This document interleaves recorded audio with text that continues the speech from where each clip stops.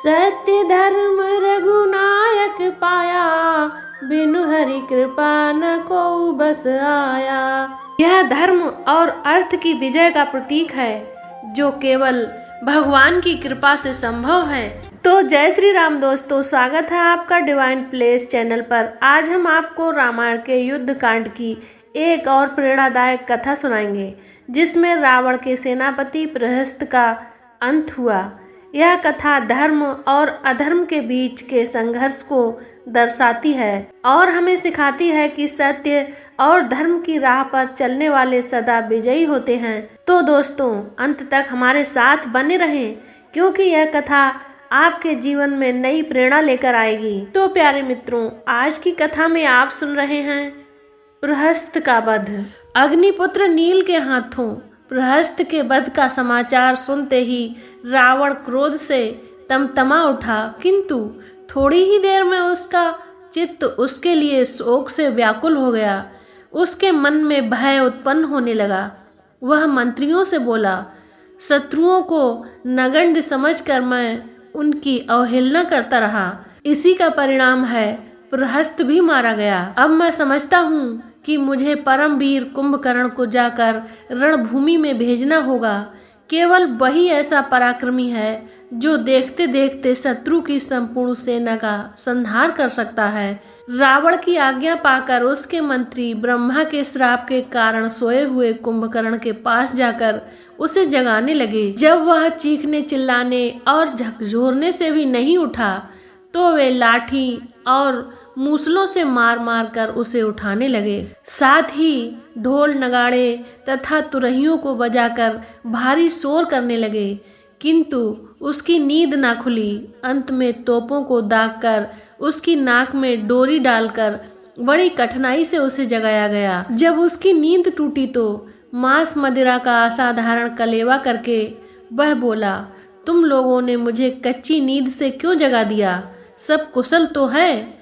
कुंभकर्ण का प्रश्न सुनते ही मंत्री यूपाक्ष ने हाथ जोड़कर निवेदन किया, हे राक्षस शिरोमणि, लंका पर बानरों ने आक्रमण कर दिया है। अब तक हमारे बहुत से पराक्रमी वीरों तथा असंख्य राक्षस सैनिकों का संहार हो चुका है। मारे जाने वालों में खरदूषण, प्रहस्त आदि महारथी सम्मिलित हैं। लंका भी जलाकर राख कर दी गई है। ये सब बानर अयोध्या के राजकुमार राम की ओर से युद्ध कर रहे हैं। इस भयंकर परिस्थिति के कारण ही महाराज ने आपको जगाने की आज्ञा दी है। अब आप जाकर उन्हें धैर्य बंधाएं। यह समाचार सुनकर कुंभकर्ण स्नान आदि से निवृत्त होकर राजसभा में रावण के पास पहुंचा। उसके चरण स्पर्श करके बोला, महाराज, आपने मुझे किस लिए स्मरण किया है? कुंभकर्ण को देखकर रावण बहुत प्रसन्न हुआ। वह बोला, महाबली वीर, दीर्घ काल तक सोए रहने के कारण तुम्हें यहाँ के विषय में कोई जानकारी नहीं है। अयोध्या के राजकुमार राम और लक्ष्मण बानरों की सेना लेकर लंका का विनाश कर रहे हैं। उन्होंने समुद्र पर पुल बांधकर उसे पार कर लिया है। इस समय लंका के चारों ओर बानर ही बानर दिखाई देते हैं। प्रहस्त, खरदूषण आदि असंख्य वीर राक्षस सेना के साथ मारे जा चुके हैं। लंका में भय से त्राही त्राही मच रही है। तुम पर मुझे पूर्ण विश्वास है। तुमने देवासुर संग्राम में देवताओं को खदेड़कर जो अद्भुत वीरता दिखाई थी, वह मुझे आज भी स्मरण है। इसीलिए तुम बानर सेना सहित दोनों भाइयों का संहार करके लंका को बचाओ। इसके अतिरिक्त रावण ने विभीषण के निष्कासन आदि की बातें भी उसे विस्तार पूर्वक बताईं। यह सुनकर कुंभकर्ण ने पहले तो रावण को नीति संबंधी बहुत सी बातें कहते हुए रावण को उपालभ्य दिया। फिर वह बोले, भैया, आप भाभी मंदोदरी और भैया विभीषण द्वारा दी हुई सम्मति के अनुसार कार्य करते तो आज लंका की यह दुर्दशा न होती। आपने मूर्ख मंत्रियों के कहने में आकर स्वयं दुर्दिन को आमंत्रण दिया है, परंतु अब जो हो गया सो हो गया। उस पर पश्चाताप करने से क्या लाभ? अब आपके अनुचित कर्मों के फलस्वरूप उत्पन्न भय को मैं दूर करूंगा।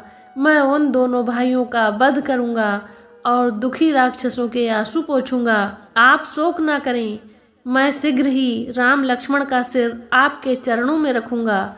तो प्यारे मित्रों, आज की कथा को यहीं पर विराम देते हैं। अब आइए कुछ अनमोल वचनों को सुनते हैं। रघुबर बाण लगत सायकु, बेग्रह भयउ प्रहस्त असायकु। श्री राम के बाण से प्रहस्त की शक्ति क्षीण हो गई और उसका घमंड चूर चूर हो गया। सत्य धर्म रघुनायक पाया, बिनु हरि कृपा न को बस आया। यह धर्म और सत्य की विजय का प्रतीक है, जो केवल भगवान की कृपा से संभव है। धर्म पथ जेहि राखे रघुराई, सोई जिते सकल जग जाई। जो भगवान राम के धर्म के मार्ग पर चलता है, वही सच्चा विजेता बनता है। सत्य और धर्म का अनुसरण हमें हर चुनौती से पार करा सकता है। अहंकार और अधर्म का अंत निश्चित है। वीरता और निष्ठा के साथ जब धर्म का मार्ग चुना जाता है, तो विजय सुनिश्चित होती है। तो प्यारे दोस्तों, प्रहस्त का वध रामायण का वह प्रसंग है जो हमें सिखाता है कि बुराई और अहंकार का अंत निश्चित है। धर्म और सत्य की हमेशा विजय होती है। अगर यह वीडियो आपको पसंद आई हो तो इसे लाइक करें, अपने दोस्तों और परिवार के साथ शेयर करें और हमारे चैनल डिवाइन प्लेस को सब्सक्राइब करें। अगली वीडियो में फिर मिलेंगे एक और प्रेरणादायक कथा के साथ। तब तक के लिए जय श्री राम, जय हनुमान।